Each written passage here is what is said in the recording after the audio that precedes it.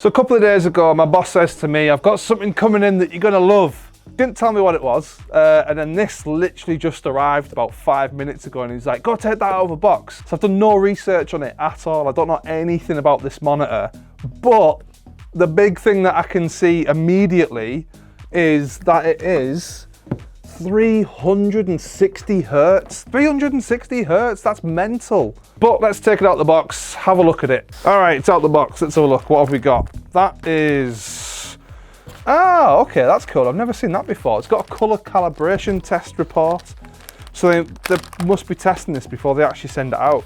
Or they've tested one panel and then just printed this off like 8,000 times and just put the same thing in each box. It'd be interesting to know if that's the case. What else you get here? Oh, you get like a full-on sticker book. Look at that.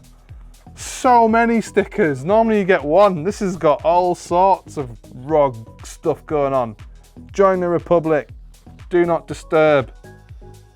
Cool. You get a little instruction manual of how to put the stand and the panel together, some safety information. Oh, and a little certificate thing as well. Welcome to the elite Republic of Gamers community. Your ROG Swift gaming monitor is engineered and tested for gaming perfection. It's time to experience gaming mastery on another level. Game on. Oh my God, love it. They are really excited about this monitor over at ASUS, aren't they? Then there's a proper manual that's about 1 inch thick. You get a USB, super speed USB. That is a plug, a brick. Yeah, I guess with other ASUS monitors that we've had, you do always tend to get a brick with ASUS stuff, but it is pretty small, to be honest. That's tiny. HDMI. And then you also get a DisplayPort cable as well. Oh my gosh. Oh man, why is that lopsided? Yeah. It looks like Batman. So we have seen this colorway on other ASUS stuff before, where it's this kind of like copper. It's not my favorite, but you know, that's just my own personal opinion. I mean, that copper is not going to affect your game in any way, shape or form. I just don't like the color. With these sorts of stands, they have these screws on the bottom. This has got 2, which I've not seen before. Normally they've just got 1, but I guess more safety is better safety. So you just need to like hand screw it into the bottom, which I will do now. Okay, all screwed in, lift it up, place it down, and then gently take this one off. Don't be that guy who breaks his own monitor because he doesn't take it out properly. Yeah, there it is. So this is the 360 hertz monitor. It's 24.5 inches. It's 1080p. I mean, the use case for this monitor is pretty limited. At 1080p in this size, you're probably not using it for sort of content creation and stuff like that. So it's very, very limited to gaming, which is fine. That's what we like. We love gaming. In terms of the 360 hertz, like if you're playing Cyberpunk, if you're playing Tomb Raider, if you're playing like any kind of story-based game, Assassin's Creed Valhalla, things like this, you're not getting anywhere near 360 FPS. You're just not. It's very, very limited to games like CSGO, potentially like Fortnite, Valorant, those esports competitive type games where you don't really even like need detail and things like this. You'd probably crank it down. You're never going to play those games in like ultra settings. You're going to play them in like medium or low settings so that you can get somewhere close to like 300 plus FPS. That's what this panel is obviously designed for. So looking at the stand, the tilt on it is sort of, I mean, kind of as expected. It doesn't turn that way, but it will. Okay, so it'll go one way if you want to have this monitor like this. I don't think you buy this monitor to have you know, like this. You want a game on it like this, but you can do that if you want to. I mean, it does turn quite a bit on the stand, and it goes down. It goes up pretty far as well. You know what? I'd say the stand is pretty good. It feels so solid. It's absolute, because it's all kind of one unit. I mean, you saw when I took it out of the box, the only thing you actually had to put together was just the bottom feet of the stand, and it does have the 2 screws, which obviously are making it very, very stable. It feels absolutely solid, it really does. The actual sort of like neck of the stand here, this is plastic. These are metal, but having said that, like I say, it does feel very, very solid.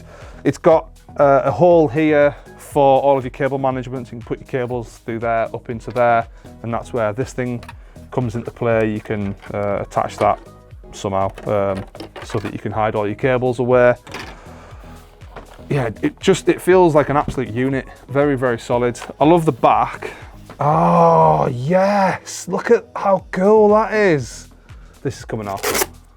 There doesn't seem to be any other RGB anywhere, just this here. Which again, this is like kind of the thing with monitors that comes up time and time again, is we've seen it with the Samsung G9, the G7s, we've seen it with the Alienware, legendary monitors. They have like all this cool stuff, all this RGB on the back that looks awesome, but I'm willing to bet that 90% of gamers just like push their monitor up against the wall because the desk is probably just like up against the wall. So you never really get to appreciate this. But if you don't have that, if your monitor is somewhere where you can see the back of it, that is cool. I really like that. Yeah, like that a lot. Yeah, so joystick, which we absolutely love. More companies are starting to adopt the sort of joystick design to get around your OSD. Just saves having like all them bloody buttons everywhere. So I mean, on the face of it, it's got everything that we'd expect from an ASUS monitor. It's got the good OSD, it looks cool, very, very solid, well-made monitor, well-built monitor. That 360Hz is absolutely incredible. So I guess my sort of first impression verdict of this is it has a very, very specific use case. It's for a very, very niche audience, but for that very niche audience and for that very niche user, it probably is going to be a big step and probably will give you that little bit of an edge over the competition. But for like general people who just want to go play Witcher 3, you're probably not going to do it on this monitor. It's, you know, it's only 1080p. For me personally, I like to play at 4K at like maybe 30 to 60 FPS on something like Witcher or Skyrim or whatever, because I prefer story-based games. But for someone like Charlie, who only plays as CSGO, he's gonna love this thing. So yeah, if you're a competitive gamer, this is probably the monitor you want to see. We're going to do loads and loads of testing on this. We're going to test this against some other monitors as well.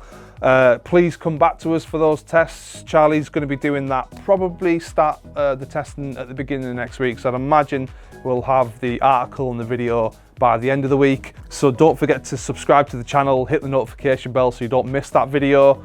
Thank you for watching. If you liked the video, if you're interested in this monitor, let us know in the comments. Let's sound off in the comments. Let us know what you think of this. Is it just marketing rubbish and like no one wants this? Or actually, is this like a huge leap forward for IPS panels? I don't know, let me know what you think. If you look over here, there'll be another video that we think you're gonna love, and give me a thumbs up. Thank you very much for watching.